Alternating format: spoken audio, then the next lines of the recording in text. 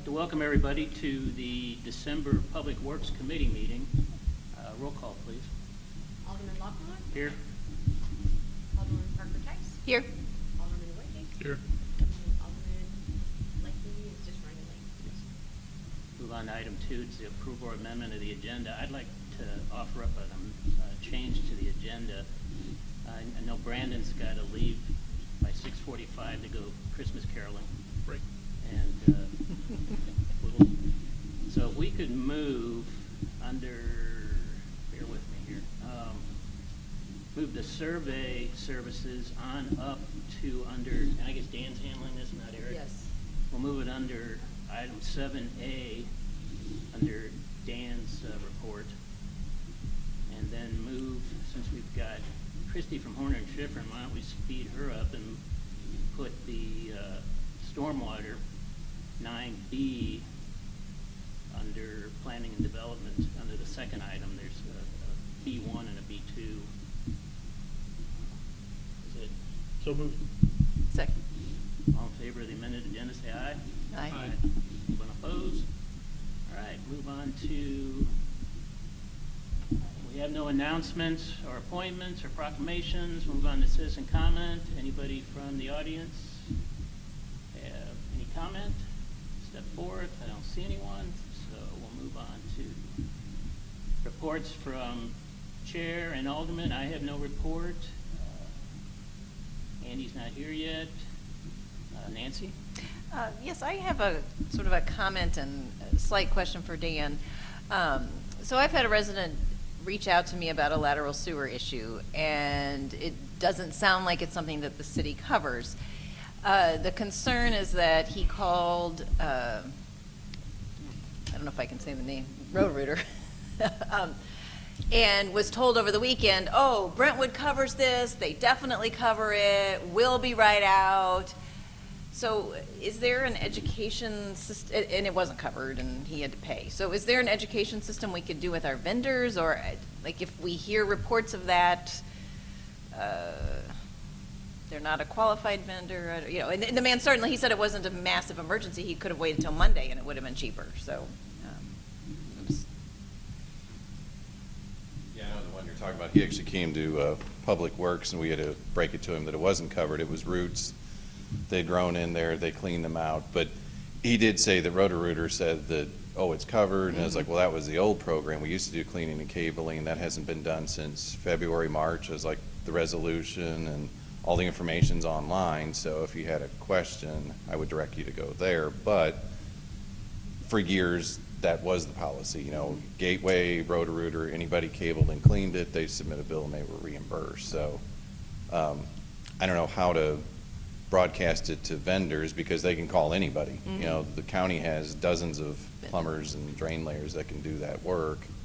Hopefully they check the policy before they just, because I told him it's like you might want to talk to Roto-Rooter, maybe they can come down on the price, give you a credrit. He had already paid. he had already which was paid, bad. right, yeah.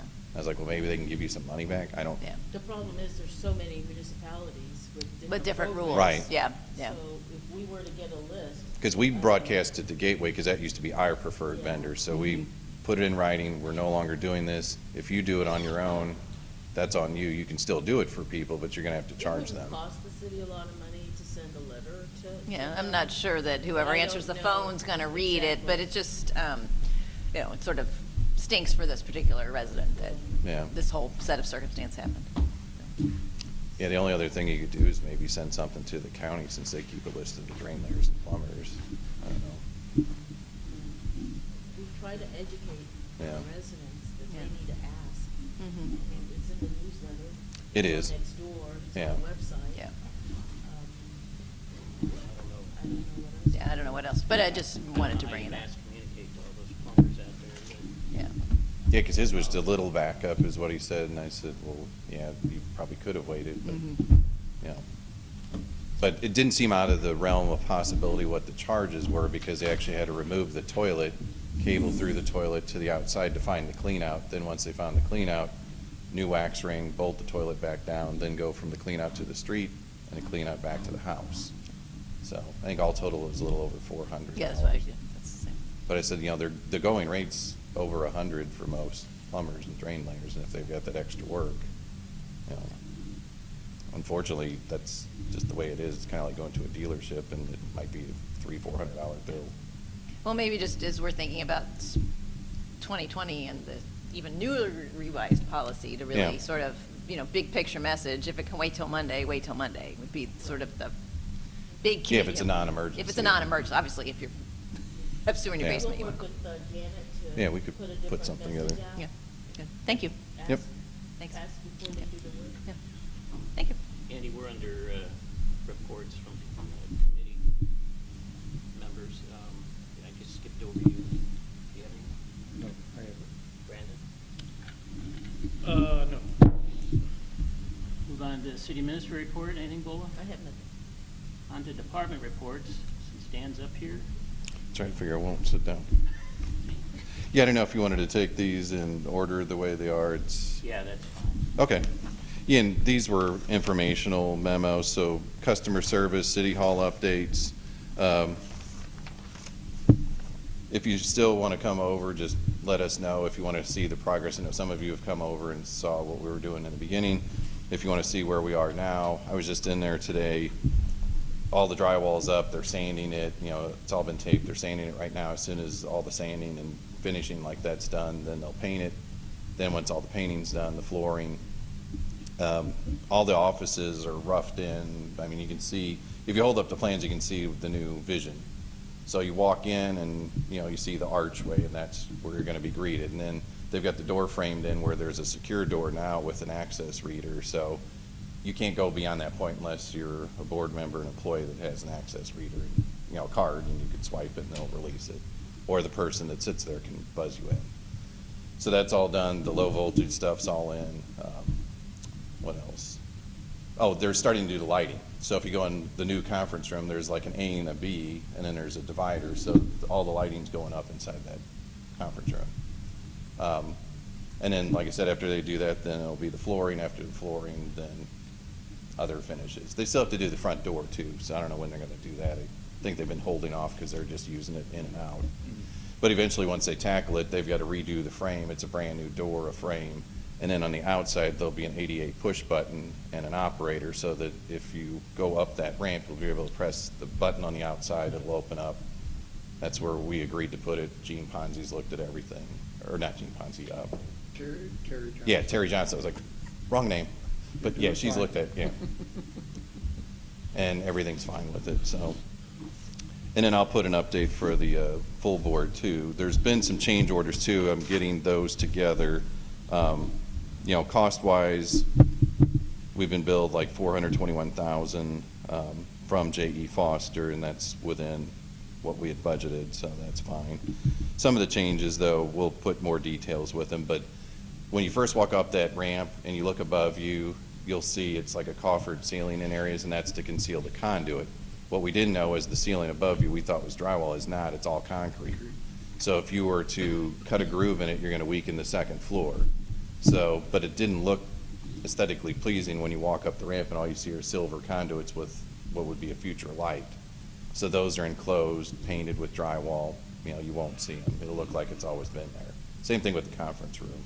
And then all along the inside perimeter walls of courts, that's all plaster that's over block. And somehow they just like barely notched a little groove and put a strip of furring wood in there and tacked on the wood. When we pulled it loose, it tore the plaster loose, so all that had to be redone because it's 1935 plaster. So that's pretty much it. If you don't have any questions on that one, I can jump to the next. So, and Yeah. added about us moving back to City Hall. Oh, yeah. Right now, schedule-wise, we're still looking at January. At first it was early, now it's probably third week of January that they'll do their punch list. So once they get that further along, then what we plan on doing was the reverse order of how we move people out, we'll move people back in. So, and it doesn't necessarily have to be that way. We can certainly move, courts one day and then planning development the next, whatever their schedule allows. But today we met with a furniture design team. There's some furniture that has to be ordered, for like the conference room and that. We're trying to repurpose some of the furniture that was already there. And then chair-wise, we have chairs for the conference room. We might need a few others because now you've got more tables. And then IT will have to buy one more TV/monitor because there was only one in the conference room, but you only had one conference room. Now you have the ability to divide it, and you'd only have one TV if you divided it. So there's data jacks and all that stuff, so you'll have two different monitors if you're having, like you could have your ward meeting, you could have two ward meetings, just pull the divider and two groups could be in there simultaneously. So the goal is to move our staff back in February and return to normalcy. Good. So. Next item is streetlight update. Yeah, regarding the streetlights, I drove around today and I didn't see Ameren doing anything, so I'm going to send them another email because they still have not done anything that I know of. But we did get our solar lights up, and I went out and took measurements. I'll put that in the weekly report. But there's 3 solar lights. There's one on Laverne Court, one on Bedford, and one on Barnstable. So those, our guys put those in. You just augured a hole, put a form in there, concrete, and bolts. It comes with a little J-bolt that you put in the form. Let the concrete harden. This week we rented a lift, mounted those. They work. So, and they're bright, but they're not obnoxiously bright. I mean, they light up the street, which is what they're supposed to do, but they don't have stray light, light pollution going into people's yards. We'll measure them again because you're probably getting a false reading because people have their Christmas decorations up. So, but I know one of them, the one on Barnstable, is a different light style. It's a different way the pattern of the LEDs are configured. I wanted to see a type 4 versus a type 5. What's the difference? The one that at Barnstable is brighter, it's more concentrated, and the other ones are more diffused. But again, as you're driving, hitting that cul-de-sac, you can see the cul-de-sac, and before it was dark. The readings are anywhere from 3.2 lux all the way up to 7. 7 is the one at Barnstable because it's more concentrated. So if you get any feedback from your constituents, or We'll be sure to have negative or positive, it helps us decide what to do next. But these are completely off the grid. All the battery, all the CPU, everything is up in that head of the light. So You've got a calendar to kind of measure how long the life cycle works. the battery in that's supposed to be between 8 and 10 years.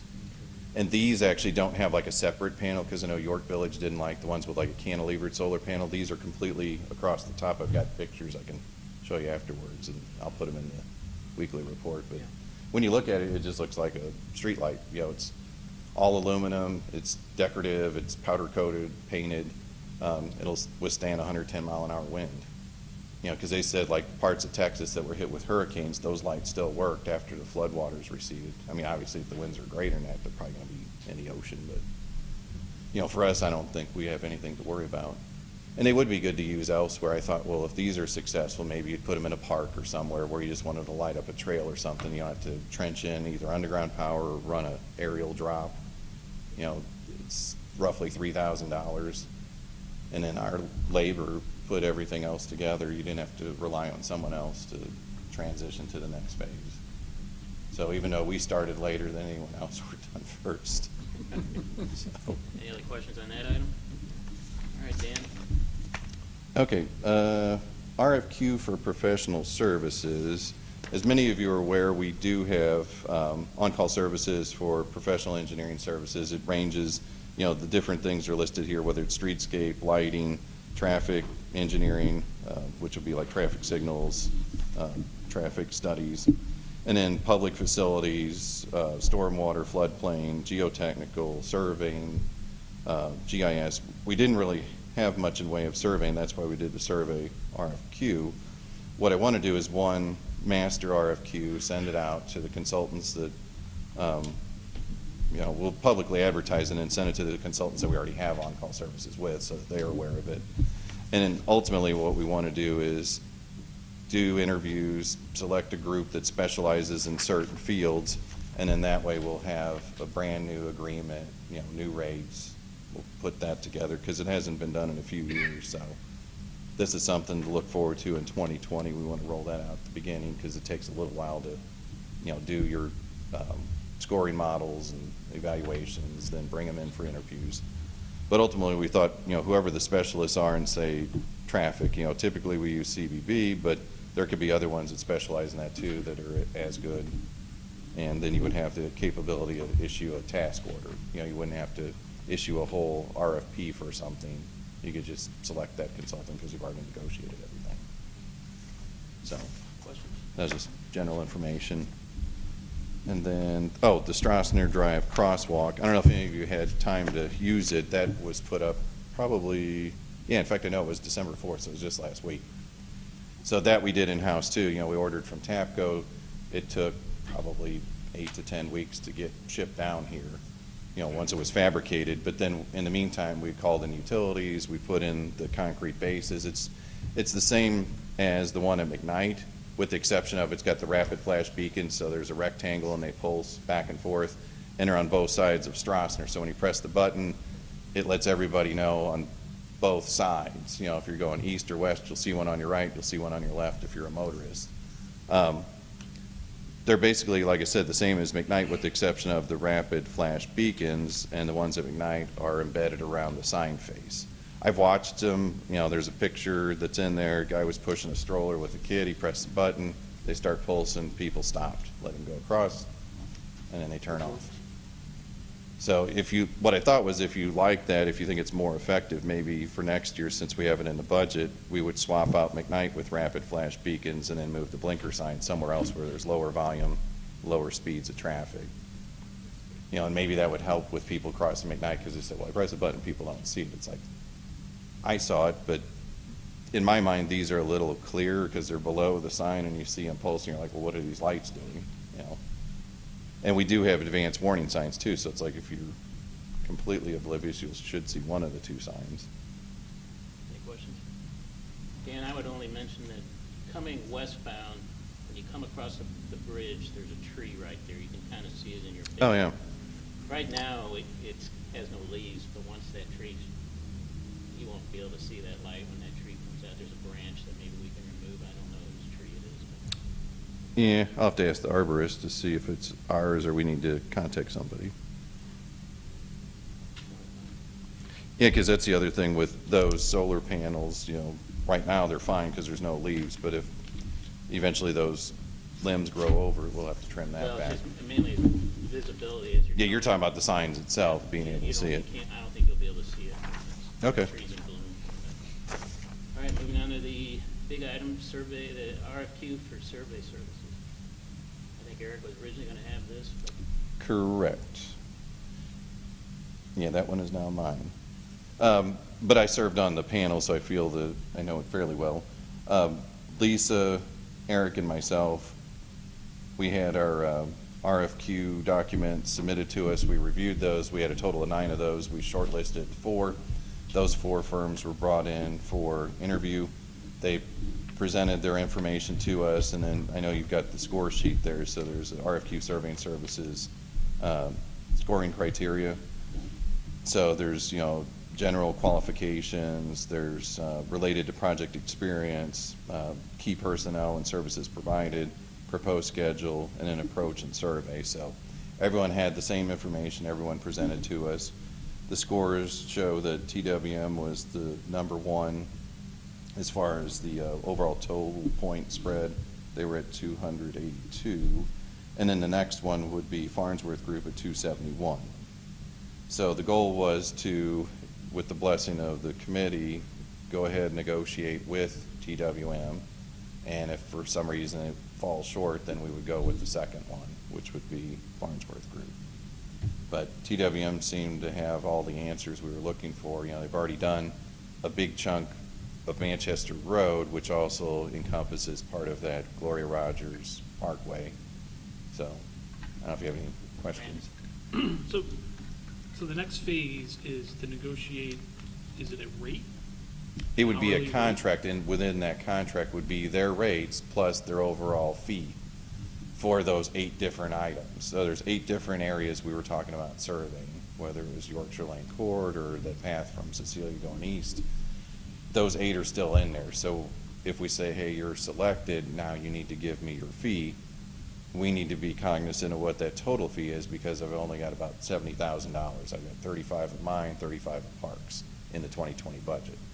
If it's way outlandish, say it's $120,000, either you need to negotiate things out to bring it down, or, you know, if they still can't bring it down to a reasonable amount based on what our limits are, then you might need to go with the second lowest.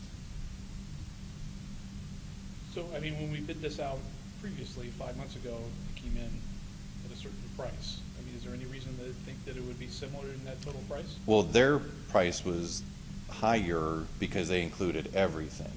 So if you look at the overall approach, we're saying, hey, you can look at the property ownership. If everything is clean and simple and all owned by the city of Brentwood, then the next step would be, do you need to do topography? Maybe you don't. Maybe you just wanted to determine whether you owned it or not and could stop there. If there's an encroachment, someone built a fence or a garage on top of our property, well, now we need to figure out, do we need a new legal description, which would be an additional service, and then they've already included their rates, you know, what their billing rates are, or, you know, there could be something else that you want to do that's outside the norm. You know, they had bid on doing, you know, LiDAR and all this other additional stuff for the whole job, so that made that fee fairly high compared to their competitors. You may only need to use LiDAR or some of these other technologies just on Gloria Rogers. If it's the path between Bridgeport and White, that could be so simple that, you know, you just go with a boundary survey. If there's encroachment, you know, do something there. Okay, so the negotiation is on the rate and the fee, not on the total cost of the work we're giving them. They will give you what those 8 items are, line by line, and then what that total is. And if that total is greater than what we're willing to compensate for, then we need to figure out, do we need to cut back on our scope, or do they need to try to work down their fee to still do what we want to do? And if there's a huge delta between those two, I don't know that you would ever satisfy both parties. And in which case, then you would go with your, you know, runner-up. So this is a new process we're using for surveying, RFQ versus an RFP? Well, Kevin said because this is, you know, city attorney said it because it's professional services. Professional services, you can't actually ask for a number. You have to go qualifications based. Oh, is that what he mentioned? Yeah. What he mentioned last night? Yep. Yeah. One more question. The one that came in second and was viewed as feasible Mhm. the last time this went out, did they They didn't respond to submit on the RFQ? first go-round. You know, that first one from months ago, they didn't submit. I don't know if they didn't know about it, but they did know about it, and they own, you know, they own like the, well, what am I saying, the aerial vehicles, unmanned aerial vehicles and stuff like that. They own that, they own LiDAR. They're pretty much competitive with TWM, and they're located in Webster Groves. So they're close. Not that TWM's far away, but they're closer, relatively speaking. Dan, it's my understanding, and maybe I've got it wrong. Right now, we're just trying to figure out where these possible trails are. Right, and that's what I'm saying, that's the first part. So- Who owns them? They'll Yeah. do all the title research and things like So that. he's gonna spend an awful lot of time in St. Louis County's records and just go through. They've actually got it online at their office, so they said they don't even have to go there. there, They've got a okay. subscription, they pull all that stuff, and then once they do the research, you're right, that's probably Yeah. 90% of it. Then he'd then come they back would to go you out and in the say, what do field. you wanna do with this or that trail?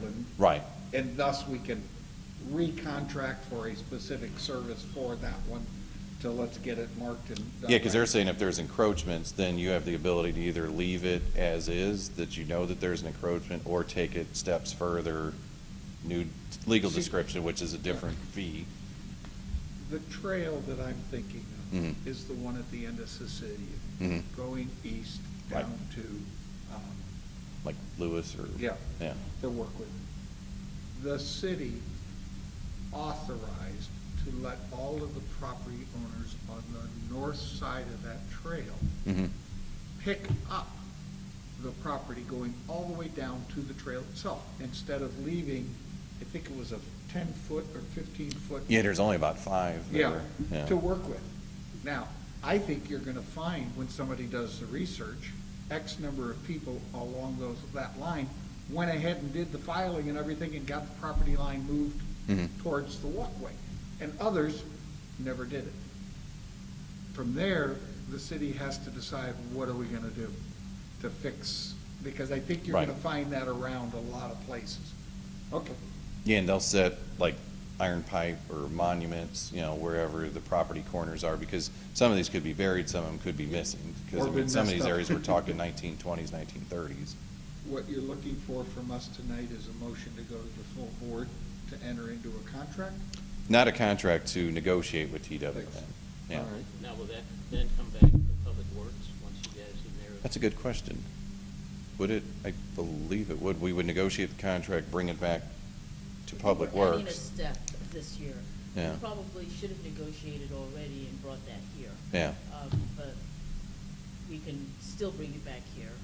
You all need to know that we were able to. Right. reach an Because we'll agreement. tell you the dollar amount, because we would have negotiated and said, this is the best we could do for these 8. It's X dollars. So we'll be back in January. I'll Yeah. make the motion to allow them to negotiate with TWM. Anyone second? Second. All in favor, say aye. Aye. Anyone opposed? All right. Thanks, Dan. Okay. All right. Move on to 7B, which I believe is Lisa, with a couple items under planning and development. Good evening. So much like Dan was speaking about, it's time again to go out with an RFQ for engineering services. Planning and development generally do the landscape architectural services retainer. So we're getting ready to do that as well. Pretty much, I listened to Dan, we follow the same type of process in order to get that done. Probably just wanted to give you a little bit of clarification though. The landscape architectural services that we'll go out for planning development is a little bit restrictive. It's not very open-ended. So the two main things that we will call out in the RFQ is a landscape architect to be able to review site development plans that we receive as development applications through our department. And how that process works, just to remind you all, is if we are taking a project, development project through the queue, when they submit that site development plan, we submit that to whoever the landscape architect is, and based upon that, they write up a work order, and then we have then an amount to give back to the developer, and then they place that amount in escrow as a deposit. So that is a fee that will continue to be paid by the developer or the petitioner. So that process I don't expect to change. So they certainly would be still in charge of that in terms of just doing the site plan or the site development plan review. But secondly, every once in a while in planning development, we need them for other purposes as well. Probably the best examples I could give to you would be when we did both the comprehensive plan and even the Manchester Road Corridor supplement to the comp plan. There were parts of that. We started establishing like design standards and development guidelines for development in the Manchester corridor. Some of that related again to site plan improvements and landscape plans. And so at that time, the one we have on retainer right now, which is Planning Design Studio, they had a small little role in kind of reviewing that MC zoning district. So for those kind of purposes as well, that's when I call upon a person, whoever we would have for the landscape architect. So kind of the same time schedule, we're just getting that started. The city administrator had provided me the materials from the last time that we went out, so I'll use that as my model, and we'll get started on that the first part of next year. Andy? Last time we did this, how many bids did we get in? 4? I have not looked at that. I do not know. I don't remember, but that information's on the website. We can provide it to you. Yeah. Just kind of curious how we can draw a larger competitive group. Well, I mean, even my familiarity alone, there's a lot of landscape architects out there. Exactly. So, yeah, I would hope that we would get, I mean, it was great that we got 9 submittals for the surveying services. So we'll certainly try. We'll Thank try you. to market as much as we There is a can. legal notice that we put out, Yes. right on the website, and then we come up with a list. I'm sure that they belong to a certain organization. There is. So we There's can get their names from there. ASLA, so. Is this just for planning and development, or is this the landscape architect that the city uses, period? This is. This would be again for the purposes that planning and development had. Like for instance, though, Planning Design Studios' role in Brentwood bound is because they're a subcontractor to who the city selected. as the owner's rep. So there's going to be those cases, and it could or could not be the same person. But they're also the on-call They're the on-call. for Parks the and city. Rec as well. That's a separate RFQ that goes out for Parks and Rec? No, it's rolled into that. Okay, so this would be for the city of Brentwood, anything we're directly contracting with them, or? Well, let me take back what I just said. I don't remember how we selected them for the Parks Master Plan. I'm sure that I want to verify it, whether we issued an RFQ and selected them. I don't remember. I think But- we did do an RFQ You- for okay. the master plan independently. Okay, So what we I'll, can verify I'll that. do is I'll really try to verify that rule, to clarify that for you, and I can put that in my weekly report. Okay. I mean, the last thing we saw was the So, basketball court, right? So Right. Planning Design Studio did that. So does this mean this thing would mean that they're doing that kind of work in the future? Actually, when I sent the information to Lisa, I also copied Eric, because I know that they use that services. So I thought maybe the thought might be that you partner with Eric to issue this for his projects as well. So in my mind, that was the approach. You and Eric haven't discussed it at all. No, we- So that might change, and then we can update you on what they recommend. Do you have a recommendation that we should consider, or? No, I'm just curious if it's one engineering services company that we're using, or if it's for different Sure. departments. Good question, so we'll get you an answer. All right. You just needed, that was just informational, correct? Yes. All right, we'll move on to stormwater. Great, so we have Christy Wilson with Horner and Schifrin with us tonight. So we're going to kind of jump right into it. The last time we were here in November, Horner and Schifrin had performed all their evaluation, researched other communities, reviewed all of our ordinances, and had laid out some just a kind of a path for us to follow, if you will. We've now graduated from kind of a path for us to follow to really kind of coming up with some recommendations. And what we're here for tonight and what we'd like to hear from you all, and Christy will kind of take us through this. But there's a few things, and I left just kind of the some examples there on the table. We would like to also get the direction from the Public Works on some of these standards that we would impose, because then it's going to make a difference to how we would come back with our amended ordinances. And so we would like to try to get something in place in the next few months before we start really getting busy with construction activity again. Reminding you all that, again, what we're talking about tonight is dealing with stormwater control requirements for new constructions and improvements. So this is not, we're not going to be talking about nuisances tonight. We know we've got to address that. Conversation for a different evening, I suppose. But I know, again, in the interest of time, I think I'll just go ahead and turn it over to Christy, because I would like for her to walk through those recommendations. And there are probably 4 or 5 things that we need to kind of have kind of a direction from you all, and we'll go from there. So if I could turn it over. Good evening. Based on the recommendations that we provided in the last memo, based on your comments and then meeting with city staff, we made some adjustments to the recommendations and some clarifications. The biggest one is the first recommendation was to institute a no rise in differential runoff. There was some discussion on what that really meant, or no increase. The no increase is no increase to a design level. We all know that even with flood control, there's always a bigger rain event, there's always more water. So it's no increase to a level. And so I wanted to make that clear, that it's not no increase in any water leaving a property, it's no increase to a level. They're controlling that stormwater runoff to a certain degree. So that was the first key item. And then the discussion that we also had is, the recommendation was the 15-year, 20-minute design storm, which is what the stormwater facilities and that MSD maintains, that's what their design level is.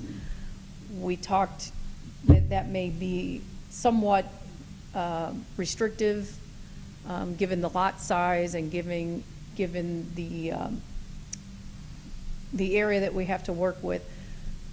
So we are recommending that the no increase be to the 1.14 inches of rainfall. And that is consistent with MSD's design requirements for all stormwater BMP designs. And what that 1.14 inches of rainfall equates to is that's 90% of the annual rainfall for the area. So you're getting most of the storm events. It's not the big, huge rain events, but most of the rain events, you're controlling that runoff to that level. And so that's where the recommendation comes from. So that's the biggest piece. And then the additional piece that we also added, people might do a deck or a patio. Those things are not covered, you know, under the building permit now unless they're significantly structural. So we've made the we're making the recommendation to exclude anything that's less than 200 square feet. So if you're just putting on a small patio to go through that review process and that control, we felt might be restrictive. So these recommendations would apply to anything over 200 square feet to exclude those, you know, everyday patios, decks that most people are going to put on their home.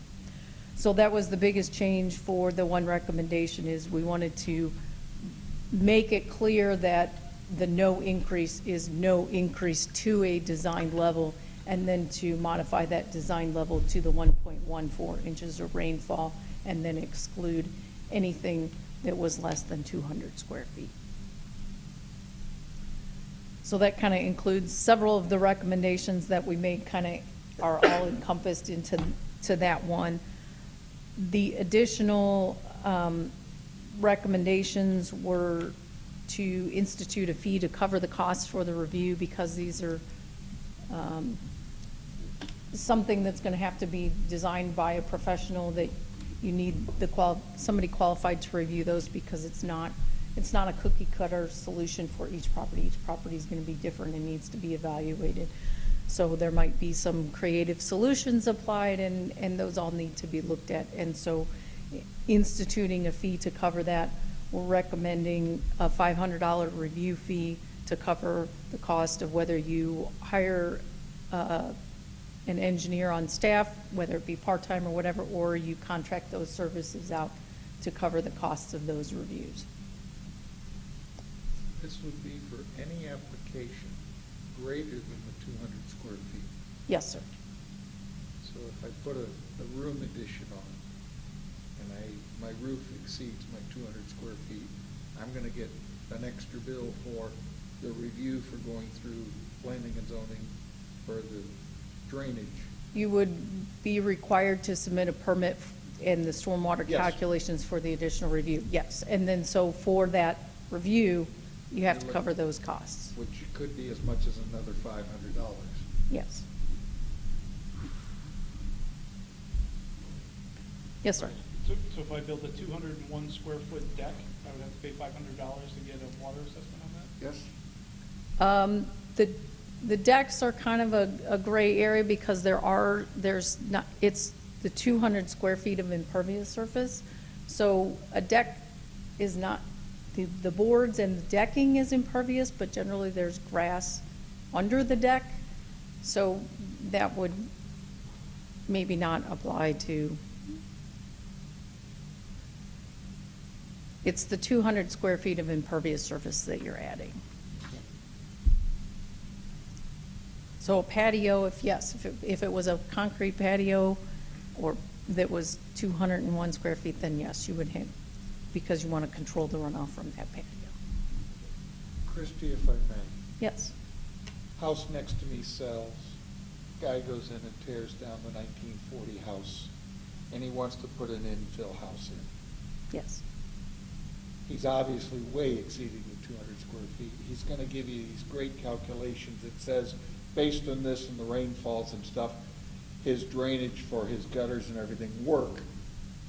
But my problem is I'm looking at the 5 and 10 foot setback rules that the city has, depending if it's a Class A or Class B house, and I go, where he's putting all that water.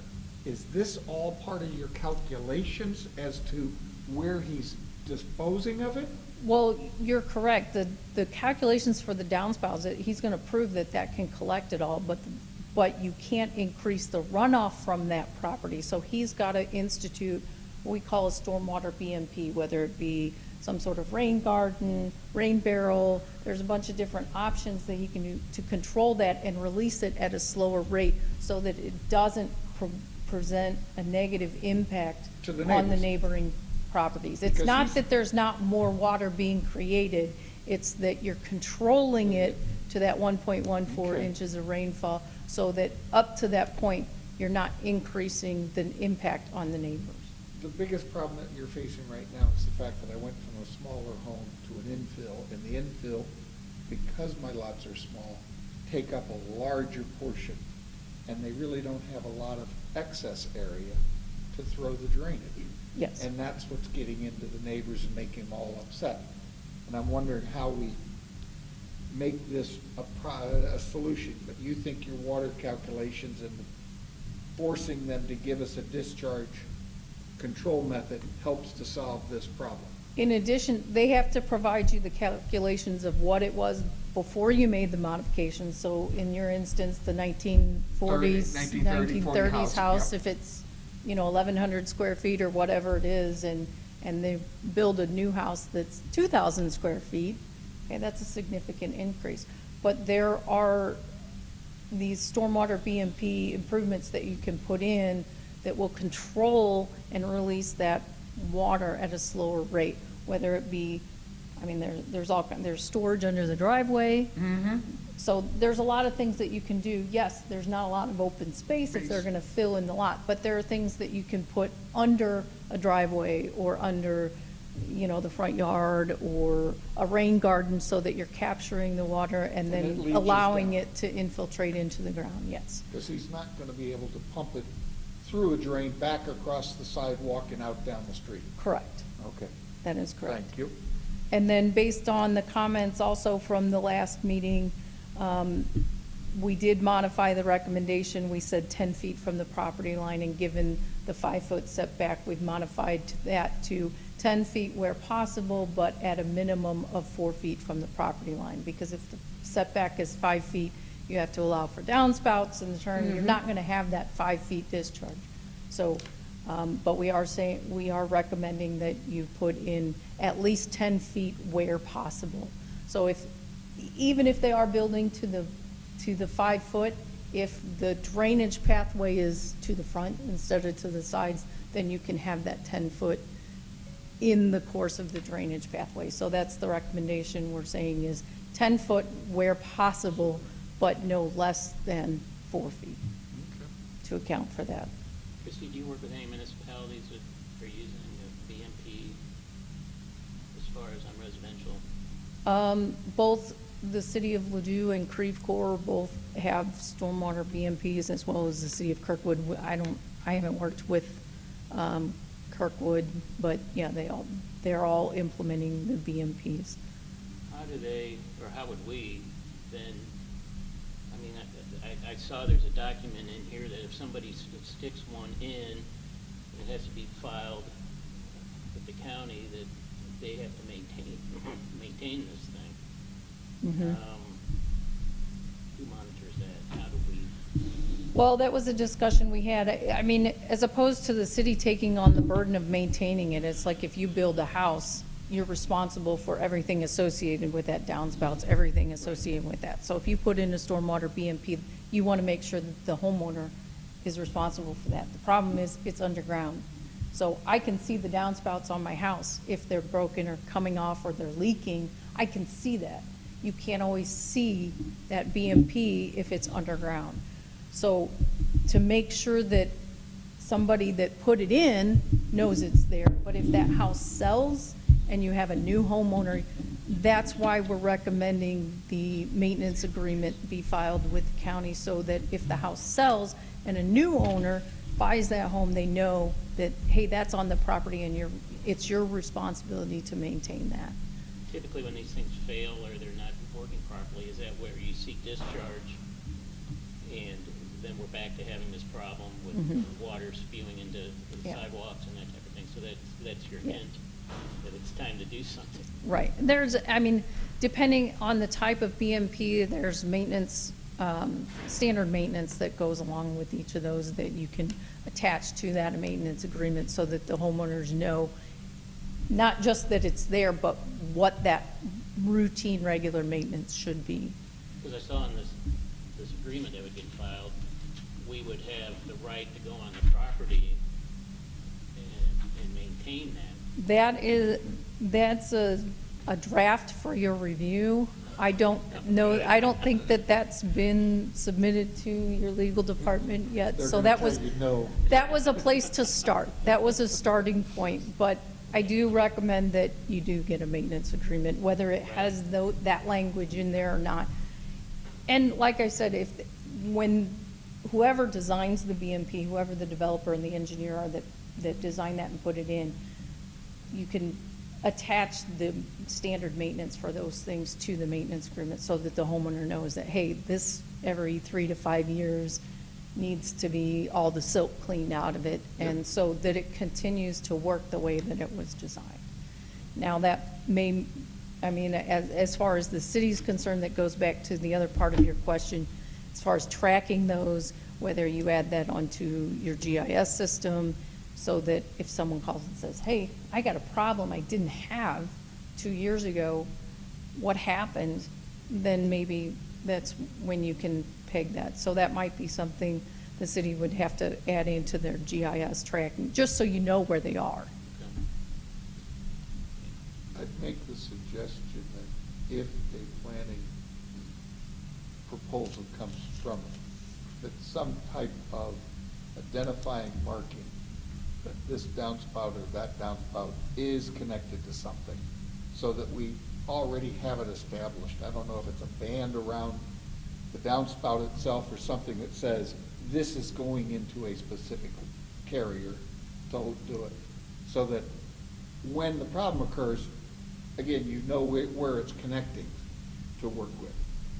Or the neighbor calls up and says, this thing's, we've never had this, and all of a sudden I'm getting a flood every time it rains. And the answer is backing up through the holder and backfilling and flooding out where the two pipes connect right at ground level to it. Yeah, So I would have it marked so that it's easily identified. We're gonna have, what, 10, 15 of them connected, and then pick up 5, so many each year adding to that. So for a while, it's gonna be the oddity. This just is a visual for the inspectors, what's causing the problem, at least they see a flag. It's not a bad suggestion, but I think we need to be careful about, people aren't gonna want a red downspout on their house when No, everything's white, or if it's A band. a sump pump that's pumping into this thing, there's System. no way to mark a sump pump because it's under the house. So I don't know how to mark the system, or maybe the internal city Maybe tracking some- does it, but. There might be some maintenance associated with that it might be marked when you put it in, but 5 years later. There, it's gone. Yeah. It's gone, but- Yeah. So, but it's something to consider. Hey, Lisa, could you just kind of walk me or us through, if this was in place, what would step A to step Z a developer go through if we had a BMP policy in place in all this? I mean, would it go to our ARB, or would it have to go, so but the house goes through ARB, then it has to go to planning and zoning? Right. Well, I would think, and I'll give my opinion, and then if Steve wants to jump in here, but it depends what we're talking about. And right now, what I saw possibly was, I don't know if I should call it concern, but maybe a raised eyebrow on the 200 square feet of impervious surface. Now, I don't know if that's too restrictive or not. I think we came up with that for several reasons, but one, as Christy had said, in our IRC that we've adopted, the residential code, that is the threshold for when someone has to come in and get a building permit, if you're building a structure over 200 square feet. So we know that if that person's getting the proper permit from the city, they're coming through our door. And the other thing is that it seems restrictive my concern would be is that a lot of these problems happen because of incremental improvements over time. So maybe if they realize that they do have to go through this for a 200 square foot concrete patio, maybe they'll start thinking about all of their rear yard improvements or something, which would not be a bad thing, you know, because then it could all be addressed at one time. So I think there is still some benefits to the consideration of the 200. Now, you know, we could always change that if we wanted to start out maybe with a larger number and then start to have a reduction on that, you know, I'm not sure. But to answer to your question, so again, it depends what we're working with. If it's going to be actually for some type of addition or new construction, they're going to come in with their set of plans from their architect. And then the first step will be that they'll submit to the ARB for review. So again, I don't know exactly if we're going to have to change that section of the code that deals with the ARB and what they review.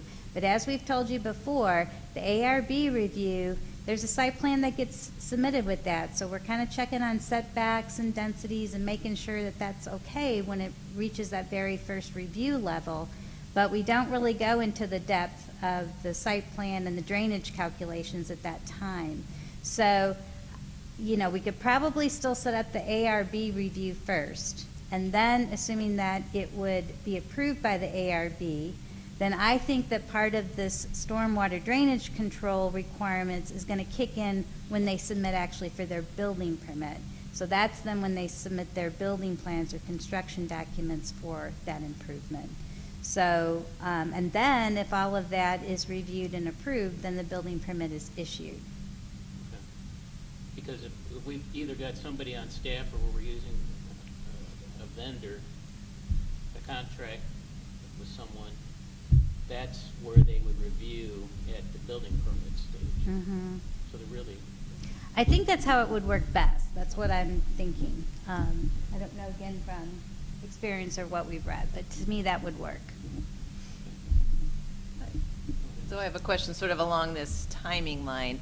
So they get the approval, then if these are ordinances, would there also be inspections required for these things? Like there's a plumbing inspection, or, I mean, that would be another check-in that we would Right. make sure that these are done? Yes. Which is, yeah, it's good. And we have a flow chart, if you will, of how the inspections, so this would be closer to the end than the beginning, but yes, that would be another step. Kind of be before we towards would. the front end if you're putting it under things. If you're holding tanks and stuff, most would go under driveways, you'd be putting it in there. And Yeah, getting the that install, established. yeah, that's true. I mean, the install of it Yeah. would be more at the beginning stages and then a final. So we've got a lot of, you know, work yet to do on it, but tonight again, just, that's what we need though, is just direction from you. Are you all comfortable with kind of using MSD standard in terms of that 1.14 inch rainfall? Not opposed to that. What Okay. really kind of got me shook was the $500 calculation fee. Okay. When you throw that onto a permit arrangement, you're starting to really total up a lot of money. Maybe we can share with you how we came up with that number. If it's reasonable to cover the cost, yes, but if it's flexible, I'd love to see if we can't lower it a little bit. Because I don't want someone, as you point out, I'll do 150, and in a month and a half, I'll come back and do another 150. I've got 300 when I'm done, but never had to do a permit because I didn't want to pay extra cash. And I can see some people working around that. When they come up to talk to the city, I would think I want to do this, well, here, and this, and this. Oh, wait a minute. I was thinking it would go the other way. Yeah. You're probably right. So I'm curious, if the 500 is a legitimate base fee to cover the cost incurred, or for the review, or is it, can it be lower, or? That was the assumption we made based on reviewing the calculations, looking at the calculations. It would be a couple hours per lot, Yep. and that's kind of how we came up with that. I know there are some other communities that have incorporated that into their stormwater fee, but their stormwater sales tax is associated just for stormwater. So, I mean, that's how they've covered it. You can certainly adjust that on what you think is a reasonable cost. We're just trying to make sure that, it also depends too on how complicated what they have to do, how much water are they trying to control, and how complicated it becomes, whether that review time is less or not. I mean, you're talking about a lot, so it's not huge, but someone has to review those calculations, make sure the assumptions that the engineer has made are realistic, and like you said, they're not just, fudging with the numbers to make it work, but you also want to make sure that the city itself is not incurring additional charges that they can't cover. Agreed. So I have a comment on the fee. I think we need to make sure it's the right amount and not too much. But as a homeowner, I would rather pay $500 of whatever the cost to do the calculation that I have to do before I submit it, and then pay the $500 or whatever number to the city, than to later have it done wrong, and now my stormwater's running into the sidewalk and freezing, and so now all of a sudden I'm finished with my construction, I've got to dig up my yard and figure out a way to solve it, or have my neighbor sue me because all my water's going into their yard. So to me, I would, even though it seems onerous and new to us as a city, as a homeowner, I mean, I just think I'd rather pay up front if it solves it. Christie? Let me ask one. Go ahead. Then, along those lines, now we've done this, and the inevitable happens where it didn't quite work.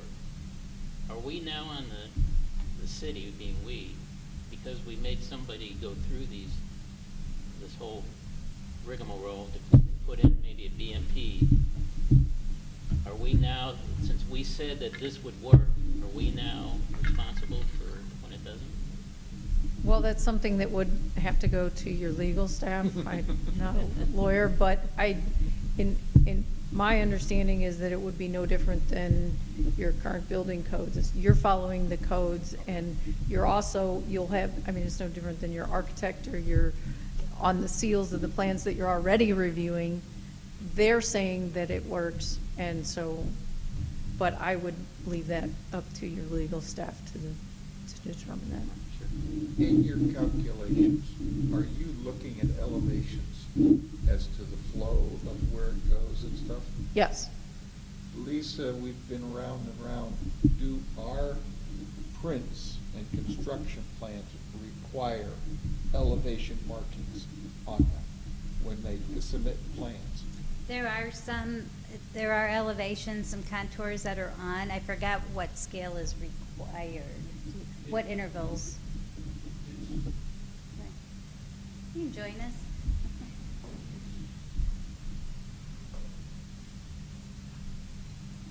The contour lines are typically in the ARB phase, and it's a foot in 10 feet. But the way that we do require.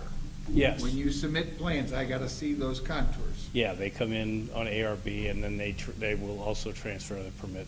Now, do they give you what is currently there and what they're going to have when they're done? Or do Yes. they give you just, this is my plans, and when I'm done, this is what the property No. elevations will be? It shows existing conditions and proposed. Thank you. Hey, Steve, can I ask you a question? Yeah. Because I noticed on Anna Lee, there was a new home built there, Mhm. and they had, and I believe, did they put tanks in the back? There is a twin chambers that carry that. They ran into a great issue where they were actually lower.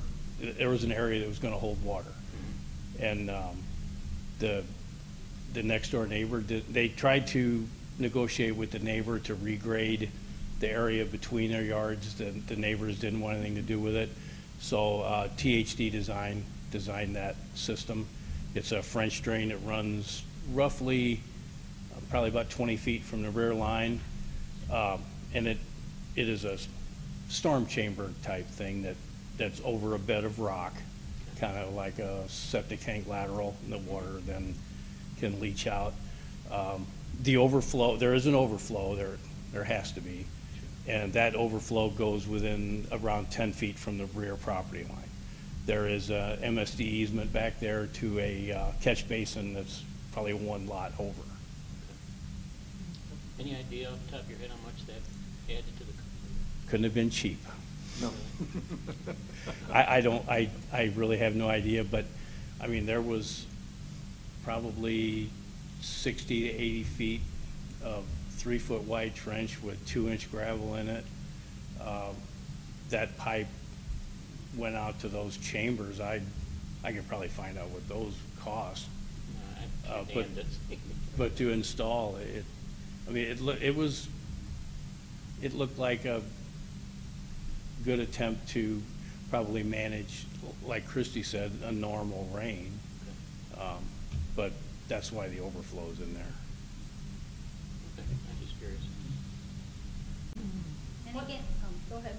well, and I was just gonna say again, I'm not quite sure again what threshold we should use, but if we don't capture a lot of the projects this way, I can almost tell you that we have more complaints from the smallest jobs than really from the brand new construction. I mean, there's complaints all around, but so again, that would be maybe another reason to consider that this restrictiveness of this, because otherwise, again, the only thing we've been able to fall back on is to say, is it creating a nuisance and is it problematic? And we want to if we're going through all this, we want to get out of the business of being very subjective when we go out and look at stormwater issues, so. It seems logical if stuff has to come to you at 200 feet, that it seems that's just the rule. This is, these are all the things you have to do regardless of size. The other thing I would add in addition, you asked about the contours. Yes, that's part of the evaluation, but the contours only tell you where the water is going to go. Yes. Doesn't. Well, but we've had some infills where the contractor has raised the house, which creates a whole new dynamics for those that are around him. It will, yes, but And- it doesn't, that may not necessarily increase the runoff, it increases the speed of the runoff. Yes, and unfortunately, the areas weren't designed to take, and now you have the next door neighbor homeowner whose perception is, I am really being damaged, and it's all because you did X, Y, Z, and the city goes, but we authorized it. Well, but you're telling him he's allowed to change the contours of the land, and that's what creates my problem. And then we argued that, no, we didn't have contours. But the contours is only one piece of the puzzle. You and I understand that, but the Yes. emotional guy that's I getting understand. water into his basement when it wasn't there before isn't listening. I understand. Lisa, did we hit your bullet points? I mean, Do you want us to go with what we more or less presented tonight, bring it back, you're gonna have another review, another look at it, but this gives us at least a way now that we can start looking into our ordinances. Some of these probably are gonna fall, now that I think about it.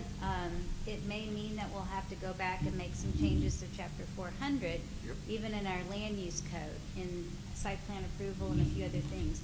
If we have to go back and make some of these revisions to that code, then that also is gonna require the review of the Planning and Zoning Commission. If it's just gonna be with chapter 500 and chapter 200, that wouldn't be the case, so. But again, ideally, I still think we can get this done in the next few months. But we wanna make sure we do it right. And there is some like programming and administration things we need to kind of think through. It's not just about changing the ordinances, and we realize that. So, yeah, if you're comfortable basically what you've heard at this point, then this is our direction. I'm not opposed to where you're headed. Thank you for we're all your work. nodding. Yes. And the only other thing that I just wanted then to wrap up with is that us coming back now with revisions to the ordinance is still inside the scope with Horner and Schifrin under this agreement. If we start working with coming up with like a BMP manual and things like that, that would be outside their scope. So we are going to have to, and I think we can probably do most of that internally and then just get it reviewed, and then also from the legal side of it. So those things might take some time too, but just wanted to point that out to you as If well. there's other cities doing it, maybe they can be helpful. Yes, yeah. You may not have to invent the wheel here, Yeah. so. All right, thank Think you. so. Thanks, Christie. All right, moving on to the consent agenda. We've got the minutes from the September, October, and November meeting. Have a motion to approve if we've all read the minutes. So moved. I will second. All in favor, say aye. Aye. Aye. Move on to old business. This is a discussion on recycle costs versus trash costs. I think Alderman Leahy, Oh, yeah. this is his baby. And Dan, I think you're the target. No. Let's start from, I'm not criticizing what we're doing. I am looking for a light at the end of the tunnel. We're in this current boat because we lost the processor who took all the single stream stuff and then got a chance to recycle it out. What I'm looking at is, could we look, or at least ask staff, to look at developing single stream sources, or not single stream, individual stream sourcing for aluminum, wire, paper, plastic bags type thing, that we could set up a collection center, and as the bins get full, have a specific vendor come in and collect it and recycle it. And would that give us some alternatives, glass and stuff, to work with?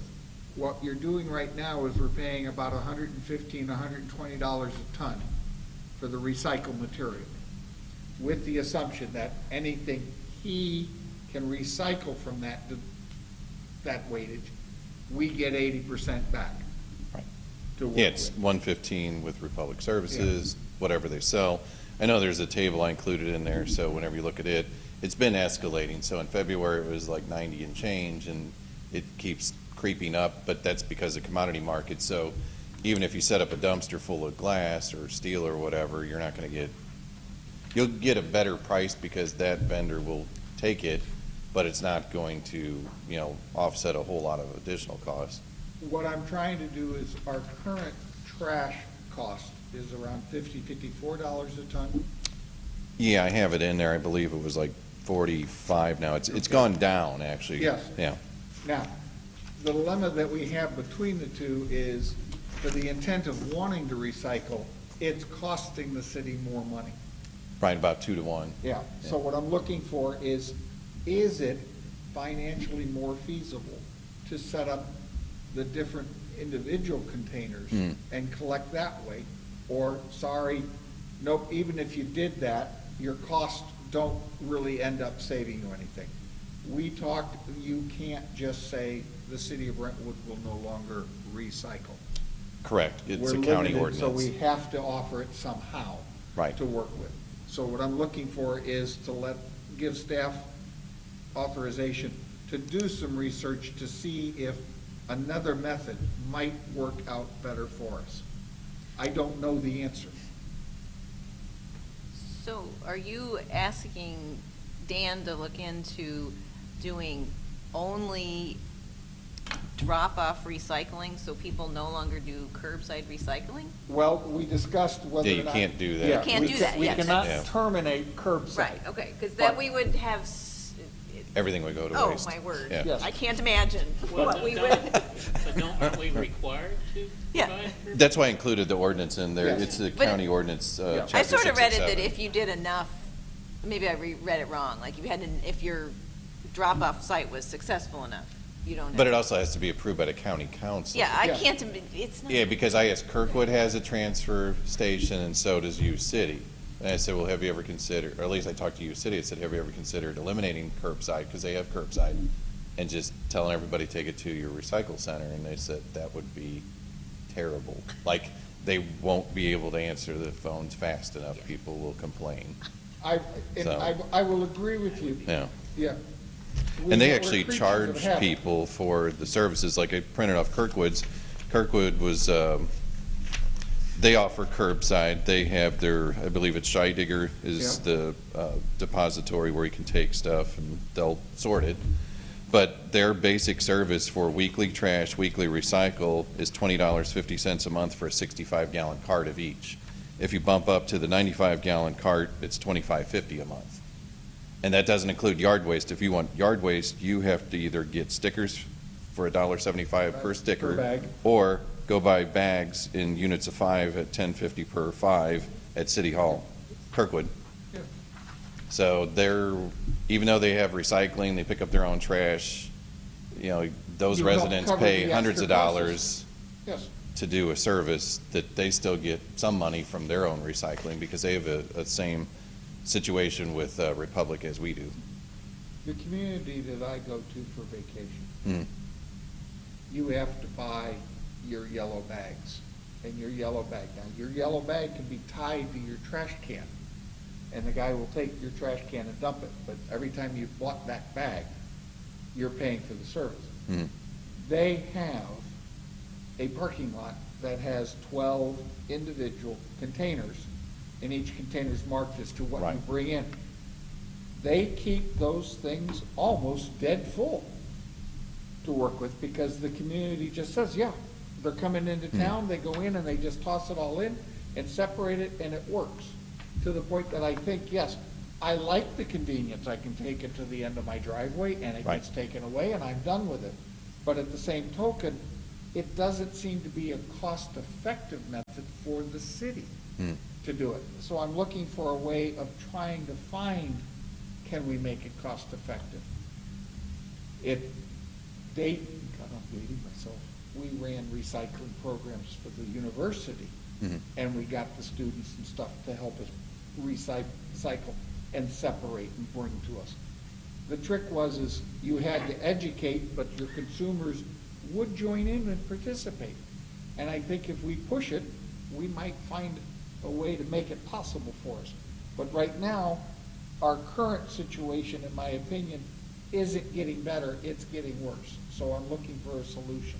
Yeah, I'd say financially it's getting worse, but I think the residents are doing a better job recycling. I know we've done education. We did a sticker, Yep. we got a new sticker. This one's actually it can either be for trash, recycles, or yard waste, and then we can tear off the bottom of it, and then all the driver or the laborer has to do is put the number of the violation and an address, tear it off, they keep a stack of them, they give them to us. So there's still people that put plastic bags in there. It's on the website, it's on Yep. social media, but they still do it. Not a lot, maybe in a week there might be half a dozen, maybe a dozen, which isn't bad considering you have thousands of pickups. Because just today I know it's a trash day for, today's Thursday, so it's a trash day for Brentwood Forest, and I saw pizza boxes, like, well, I hope you don't want them recycled because it's your trash day, they're going Yep. in the trash. But it So was don't, only a one-time box, why can't I throw it away? Because it has half the pizza stuck to Right. the bottom. yeah, contamination's the worst, so, we'll also have on here if you have an inappropriate container, wheels broken off, because they provide their own trash carts. Recycle, if you tell me it's broken, we'll get you a new one. But trash, we can't pull something that's, falling apart and then try to hook it up to the truck and tilt it and empty it. Yep. But I think these have helped, we get 1,000 of these and it's a little over $300, so it's pretty low cost and high impact because it's taught people that, why is it sitting there? Well, there's a sticker on it. If you read the sticker, it'll be checked off, you put plastic bags in there. If you pull them out and either take them to the grocery store Yep. or toss them, then we'll come back and get your recycling. But we're just trying to make you do it the right way so that then you won't get these. You're training them. Yeah, we're not trying to embarrass anybody, we're just trying to educate you, and it's like, if you don't get these, you've done everything correctly. Let me figure out your scenario. Mm-hmm. So you think I'm gonna sit at home, separate my paper in one bin, my glass in another, my metal in another, then I'm gonna take those bins, put them in the back of my SUV, go drive somewhere, dump them in these separate bins, Mm-hmm. dripping with whatever's in them, Mm-hmm. get back in my car and go home. Yes. Believe it or not. What color's the sun on that planet? No. There's two. No, believe it or not, it works. Well, It does. I'm listening to you describe that situation. It sounds like it works because otherwise you're paying extra to deal with your trash. So Yes. yeah, if we charged Right. everyone to drop their, if we started charging everyone for recycling, but it's free if you take it somewhere else, then that would incent people to do it. But less some sort of a carrot or stick, I can't see Okay. very many people doing that. Like our parish has something where you take paper products. Yes. Yeah, Mary I see a Magdalene's got handful one. of people do that. Everybody else Yeah. does curbside. Oh, God, used to have one, they have two, and they can't keep the Keep two them two bins bins empty. empty. They keep getting jammed with everybody coming up. Yeah, for Which paper. is fine. I still take all of my paper to that one Yeah, to work with. The Boy Scouts get all my aluminum. yeah, and Society of the Blind's got a paper retriever too. Because it runs their program. But the answer is you will get in the habit. Now, you're not gonna take a big container. You're gonna take 3 Snooks little plastic bags, and this one's got this in it, this one's got this, and you're just gonna go, okay, and while I'm going down. The trick is where do you put that collection center? You have to put it where it's convenient And how, for and how- lots of people to And hit how it. expensive does it cost to To buy have- the collection centers and to find the land of it? Yeah, the problem I saw with dumpsters is you better have a camera on it, because I can see someone saying, oh, I gotta get rid of my couch, Chuck, and put that in there, and then it's like, because they're gonna try to save the $20 of a household and think that it's recyclable. The dumpsters Yeah. that the ones that we're using in Michigan Mhm. have the portal. Oh, you're talking about the ones with the slots, so you They can't. got the portal yeah. holes that you can, so yeah, Right. this thing goes in this and Yeah. type thing, and it Because the works. paper retrievers are a dumpster lid. You Yeah. pick it up and you throw it in Look there. at this premium in Yeah. Brentwood. Where would we put this? Yeah, that's the, yeah, Until we sit down and start having this conversation, we can't address those answers. yeah. I don't But- see if people in Brentwood Forest in a small condo Yeah. are going to be able to do Yeah, that. I agree. They just don't have the space. I Yeah. don't have the space in my house Mm-hmm. to have, I Okay. have barely enough space for the regular trash can and a recycle. Much less Okay. doing all this separating of bins and Yeah. this other thing. I did think of Well, glass then in the the past, other and it would option be that I a give you partnership is, maybe. as I alluded to and Nancy picked up on, you currently run your trash service as a service from the city of Brentwood. Do we start looking at charging for specific things of that service to work with? So that A, I want you to push more towards the recycling, so it costs you more to get rid of the trash side. Do you want to go with what's going on with the green and all of the yard waste, do you think? I don't think we're running our trash hauling service at a loss. It's within the budget that we thought we were Yep. spending, and if we went for competitive bids, as you asked last year, we found that we're very competitive to what other people are doing. Until we have to buy a truck. Right. Yeah. Yeah, well, but yes, because you're offering the service, but at the same token, can I supplement it to the point that I can help educate with a carrot and a stick to get you to put more this way than that way? And again, one alderman can't go to Dan and Bola and say, that's what I want you to do, go do it. I have to come to you all and say, is it worth doing? Do you want to direct staff to do some research and come back with some feedback? How long have we been single streaming, do you know? We've been, since we started with the trash trucks in 2003. 3, 4. Is that- Yeah. okay. Because the recycling was one of the big things we wanted with that trash service. Because if I'm looking at this one chart here, I mean, we've almost doubled our recycling since 2003. Yes, Yeah. but now we're killing ourselves because the you're cost per paying ton. extra because the guy has to see if he can save some of it, and his return is making your cost higher. You're not getting Right. enough of a return to justify It's cheaper doing just to what you're throw it doing. all away. Yeah, I would be cheaper if I put it all into trash. Well, I can't do that if I have to meet the requirements Right. of some of the grants and stuff, so I have to find a way to at least offer some type of recycling to make it work. I'm still offering the recycling. But once again, we're back, it has to be curbside. It has to be curbside now. Unless we have petitioned the county to allow Right. us to go to a collection Right. thing. But you don't want to do that till you figure out if it's even worth doing. Yeah. And at this point, we have never authorized or done that research. I'm asking, can we at least do the research? Yeah, the only one I Or is it a explored was dead horse? glass. Because glass by volume and, density has the highest weight. So you're charged by the ton. So the truck rolls up, goes on a scale, they weigh it.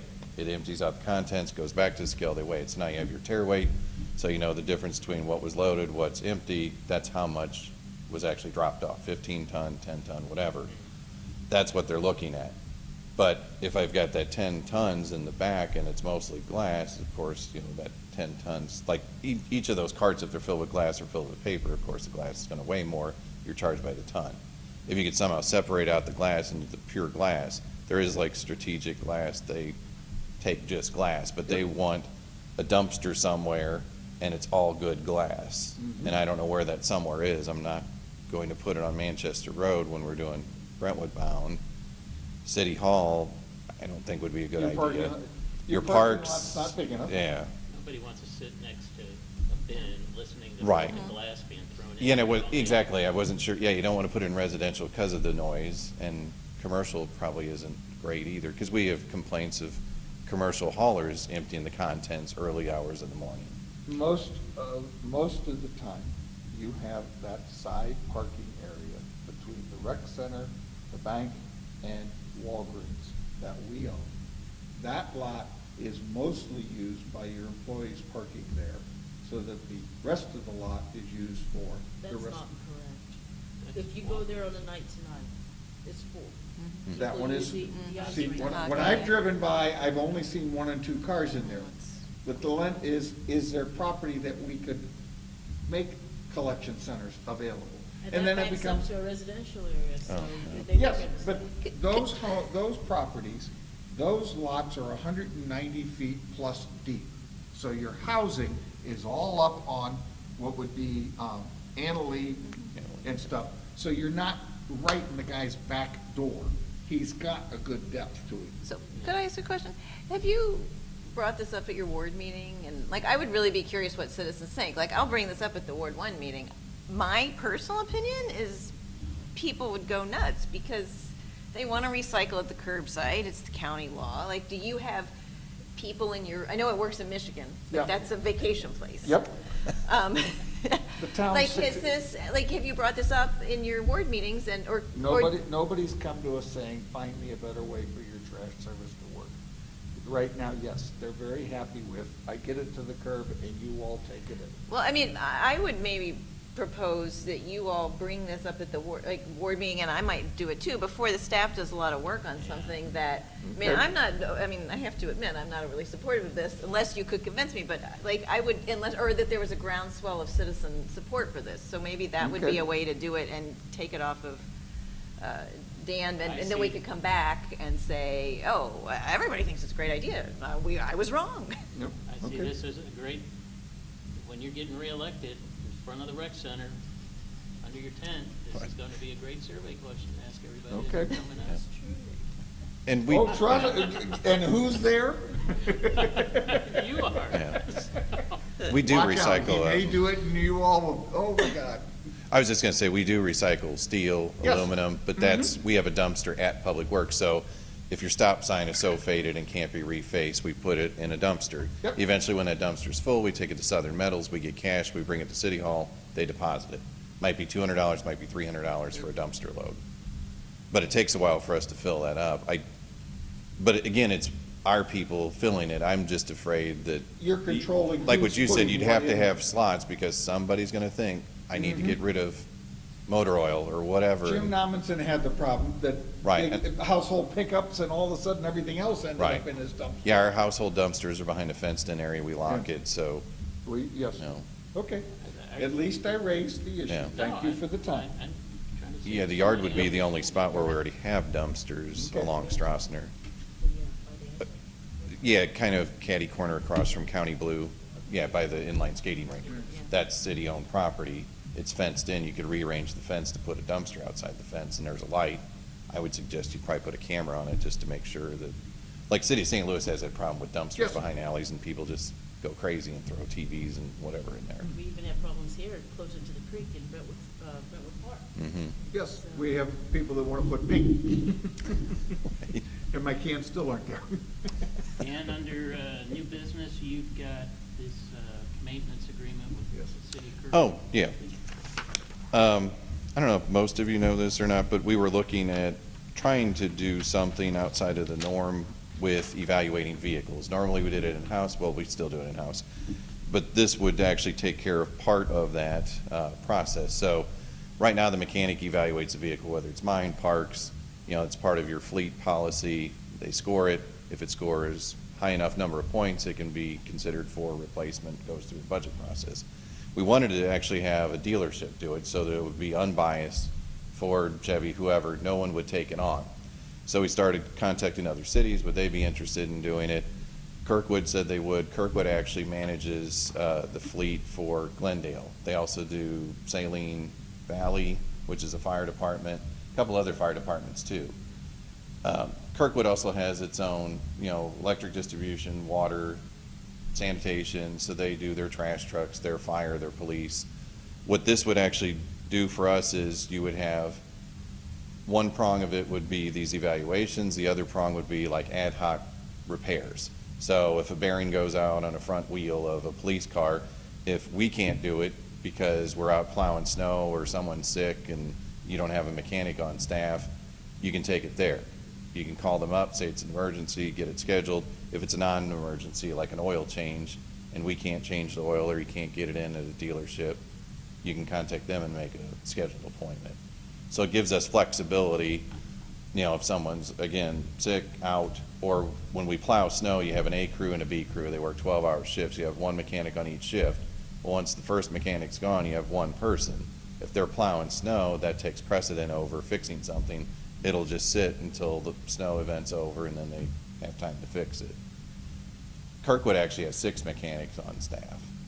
So they have a little bit wider hours, but they're also working on, a water main break or something, maybe a trash pump or something for that. So, again, it would just give us flexibility, and you're only charged time and material. So if you don't take anything there, you're not charged anything. It's not like a subscription where you're paying $1,000 a month like a gym membership or something, and whether you use it or not. Here it's you take it, you get billed. If you didn't take anything the entire month of December, no bill. No bill.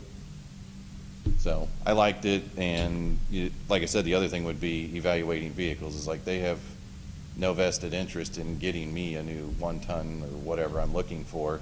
They give me the points. I have to live with the evaluation, turn it in. Does it score well enough? Yes, no. A 1-year contract? It's actually, we can pattern it after other ones and do like a 3-year and then 1-year renewals. Yeah, just to follow ours. What we need to do is actually, we sent the red line version to them. They gave us comments back. City attorney gave us comments. We sent those back. I haven't moved it further than that because we have to address the police replacement cycle at the board meeting because that's different than the fleet policy we initially gave them. I don't think it matters because they're just evaluating them. They would be evaluating more frequently. Yeah. And again, you're only charged time and material, so there's really no material when you're evaluating, maybe paper, or, I don't know. If we start doing this, and we still, the mechanic we do have, will he still stay busy? Oh, yes, yeah. Okay.